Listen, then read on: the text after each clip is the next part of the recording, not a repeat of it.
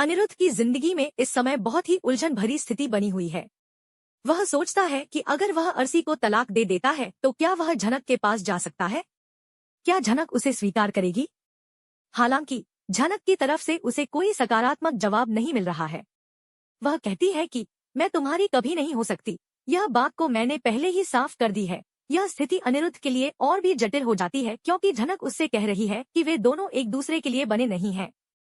हालांकि यह वही झनक है जो अस्पताल में जाकर अनिरुद्ध के लिए बहुत रोई थी। उसे अपनी पत्नी मानती थी और कहती थी कि वह उसकी रक्षा करेगी। वह यह भी कह रही थी कि वह उसकी पूजा करेगी और अनिरुद्ध के लिए अपनी पूरी जिंदगी अर्पित कर देगी। लेकिन अब जब अनिरुद्ध ने उसे यह प्रस्ताव दिया कि वह अर्सी को तलाक दे देगा और झनक से साथ रहने की कोशिश करेगा, तो झनक ने उसे साफ मना कर दिया। यह दृश्य बहुत ही पेचीदा हो जाता है क्योंकि अनिरुद्ध के मन में झनक के प्रति प्यार है, लेकिन झनक उसे स्वीकार करने के लिए तैयार नहीं है। वह यह नहीं चाहती कि अनिरुद्ध अपनी पत्नी अर्सी को छोड़कर उसके पास आए।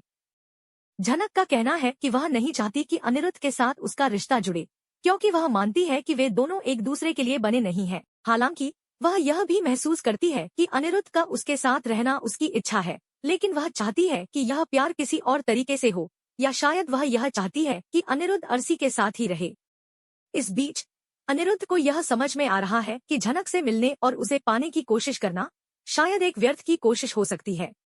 लेकिन उसे यह भी महसूस हो रहा है कि वह अर्सी से छुटकारा पाना चाहता है और झनक के साथ एक नई शुरुआत करना चाहता है।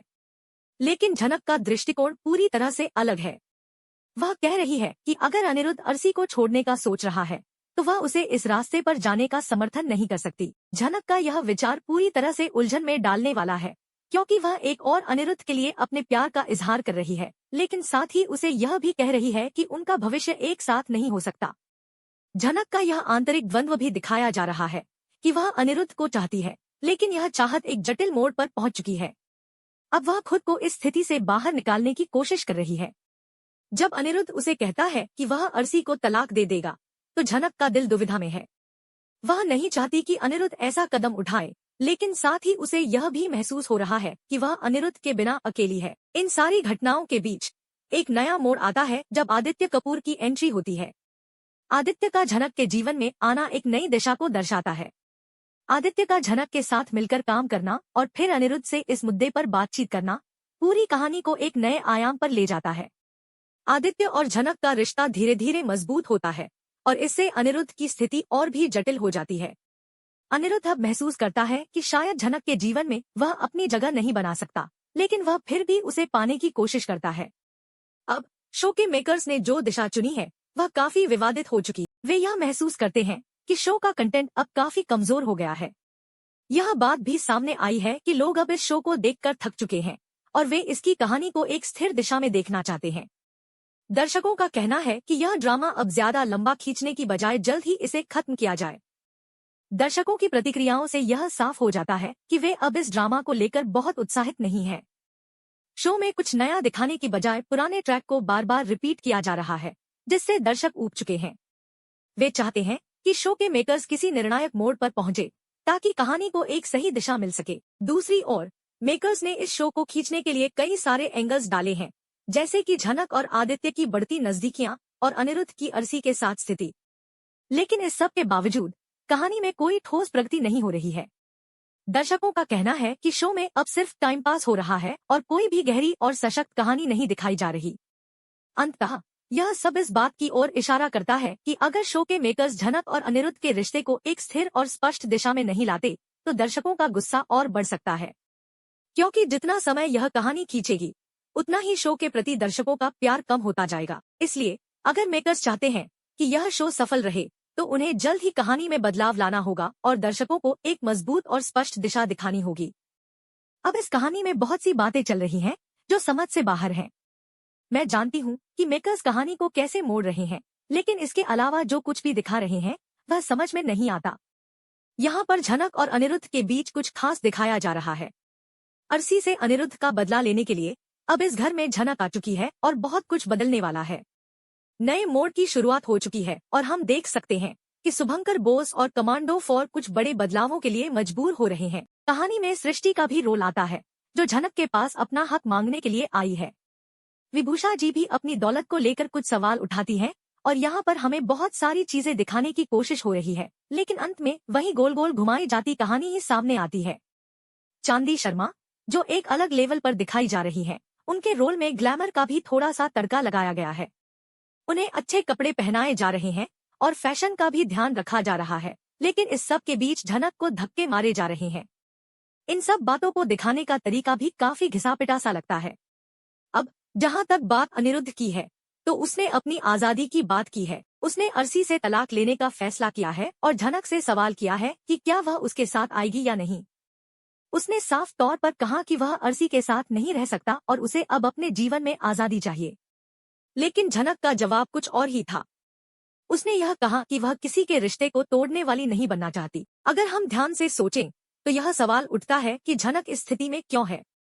अनिरुद्ध खुद यह कहता है कि वह अर्सी से मुक्ति पाना चाहता है, तो झनक को क्या कोई जवाब देना चाहिए था? क्या उसे कहना चाहिए था कि ठीक है, तुम अपना रिश्ता तोड़ो, हम इस बारे में सोचेंगे? लेकिन नहीं, वह यही कहती है कि वह इस रिश्ते में कोई भी वजह नहीं बनना चाहती। यह तो और भी उलझा देता है। अगर रिश्ते में कोई कंफ्यूजन था तो उसे सुलझाना चाहिए था, लेकिन ऐसा कुछ नहीं हो रहा। इसके बाद मुझसे एक सवाल यह भी आता है कि मेकर्स क्यों सिर्फ कहानी को घुमा रहे हैं।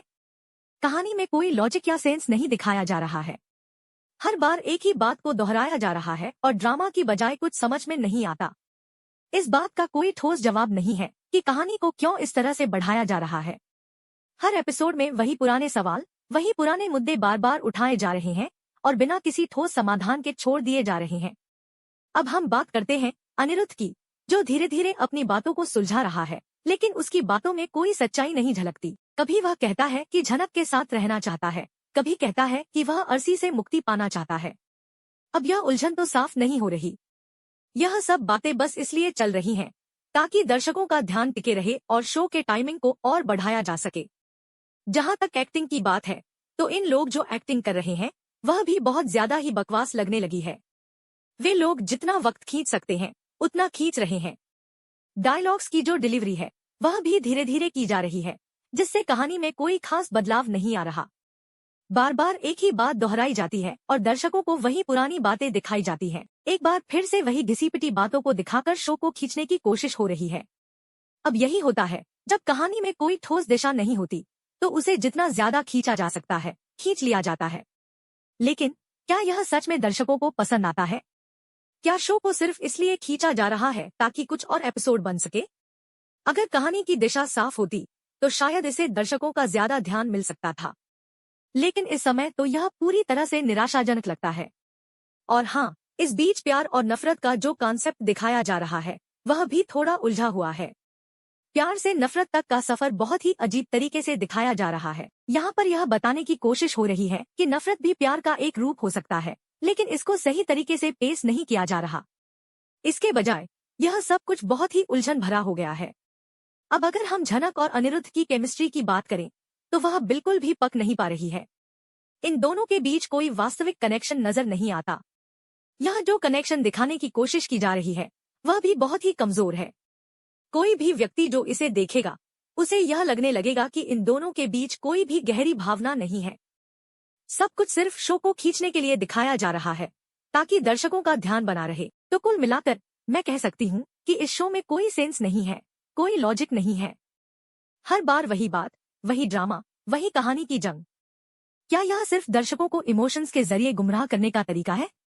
क्या मेकर्स दर्शकों को कुछ और दिखाना चाहते हैं? मुझे तो अब ये समझ में नहीं आता कि ये कहानी किस दिशा में जा रही है।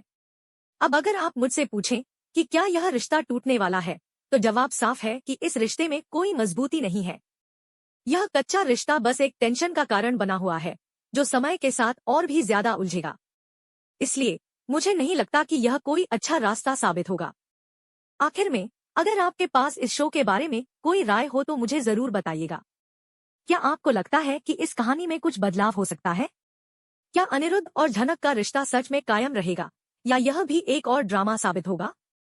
समाप्ति में यह कह सकते हैं कि झनक और अनिरुद्ध की कहानी अब एक बहुत ही जटिल मोड़ पर है और इस स्थिति को हल करने के लिए दोनों को कुछ बड़ा निर्णय लेना होगा। साथ ही यह भी जरूरी है कि शो के मेकर्स इस कहानी को एक नया मोड़ दे ताकि दर्शकों की उम्मीदें बनी रहें।